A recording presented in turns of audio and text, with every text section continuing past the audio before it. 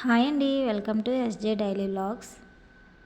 ఈరోజు విరిగిన పాలతో స్వీట్ ఎలా చేసుకోవాలో మీకు చూపించబోతున్నానండి. ఈ పాలు మొత్తం విరిగిపోయాయండి, ప్యాకెట్ మొత్తం. నాకు పడేయడం ఇష్టం లేక ఇలా స్వీట్ తయారు చేశాను. ఒకసారి చూసేయండి ఎలా చేశానో. ఇలా చేస్తే సేమ్ కోవా టేస్ట్ వచ్చిందండి. విరిగిన పాలతో మనం ఏం చేయలేం కదా, వాటిని అలా వేస్ట్గా పడేయకుండా ఇలా స్వీట్ చేసుకుంటే చాలా బాగుంటుంది. పిల్లలైతే ఇష్టంగా తింటారు. సేమ్ కోవా టేస్టే వస్తుంది. షేప్ రాకపోయినా షేప్ వచ్చేటట్టు కూడా చేసుకోవచ్చండి. నేను అంత పెద్ద ప్రాసెస్ ఏం చేయలేదు, జస్ట్ సింపుల్గా చేసేసాను. చూస్తున్నారు కదా, విరిగిన పాలని మళ్ళీ గ్యాస్ మీద పెట్టి కాసేపు అలా మరిగించాను కలుపుతూ. అలా 15 మినిట్స్ వరకు మరిగించాను.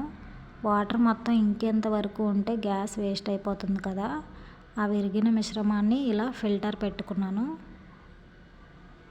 ఇలా ఫిల్టర్ పెట్టాక చాలా వరకు వాటర్ కంటెంట్ వచ్చేస్తుంది. ఓన్లీ విరిగిన పాలు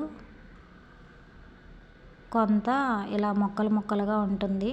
వాటితో మనం కోవాలా చేసుకోవచ్చు. ఇంకా వాటర్ వేస్ట్ మనకేం పనికిరాదు. ఇదిగోండి, ఇలా ముద్దలా వచ్చింది కదా, దీనితో మనం కోవాలా చేసుకోవచ్చు. టేస్ట్ అయితే చాలా బాగుంటుంది. ఇది చాలా సింపుల్ ప్రాసెస్ కూడా. అదిగోండి, దాంట్లోకి షుగర్ని యాడ్ చేసుకోవాలి.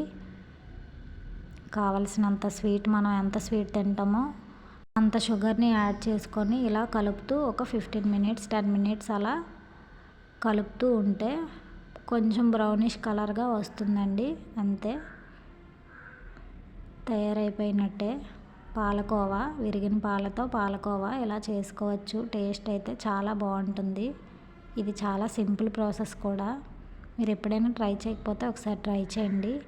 ఇలా తినేయటమే. దీన్ని కోవాలా షేప్ కూడా చేసుకోవచ్చండి. నేను అంత పెద్ద ప్రాసెస్ ఏం చేయలేదు. ఇలా కూడా బాగుంది. నా వీడియో నచ్చితే subscribe please. Thank you, bye.